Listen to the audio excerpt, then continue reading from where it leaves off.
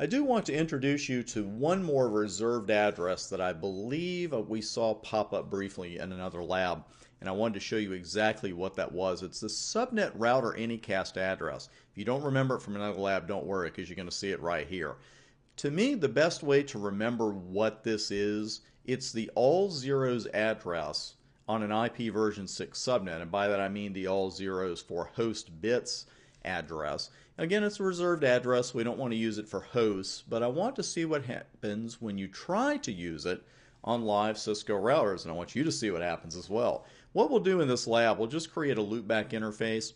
We're going to use the subnet 2001.1111.2222.3333/64, and we're going to use the all zeros address from that subnet as the host address of that loopback interface. So we know what that would look like written out, 4 blocks of zeros at the end, but using zero compression, it's going to look exactly like the subnet ID itself. So let's see what the heck is going to happen with that. Let's go and bring the live equipment up, and I'll move that down just a bit.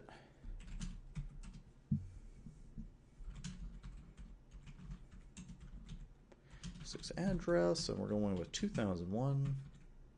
There's the message about it coming up. And we get a warning telling us that this is a subnet router Anycast. So you look at that for a second and say, oh, okay, I need to give it another number, a host ID there. So you can just bring the command back up, and I would just go with a 1 right here at the end. That's going to be the first address after 0, right? Right, yep, zero compression, leading zero compression in front of the 1.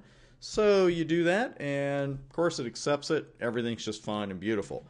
The odd thing is, and you were just waiting for that shoe to drop. Here's the odd thing about it. We got a warning about the address, but the router still put the address on there. So you are still using 2001.1111.2222.3333/64. You're using the subnet ID as a host address. And in IP version 6, that's a very bad idea. But it is a bit of an oddity that this router allowed us to put it on there. It just warned us about it. So you should heed that warning. And what you should do in this case, of course, is go back and take it off. Just make sure you take the right one off. That's the one we do want on there. That's the one we don't want on there. We do a Control-A to go to the front of the line, type the word no. And what do we miss there? We're not in interface mode. I knew that was too easy. Let's go back up there again. That's the one we wanted taken off. And there we go. See, it happens to everybody. Now we'll run that show command again.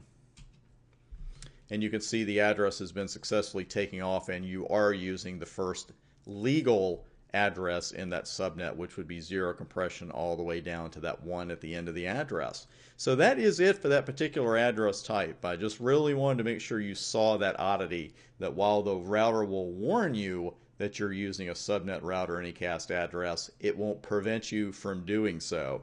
I will see you on the next video with a couple more addresses. See you there.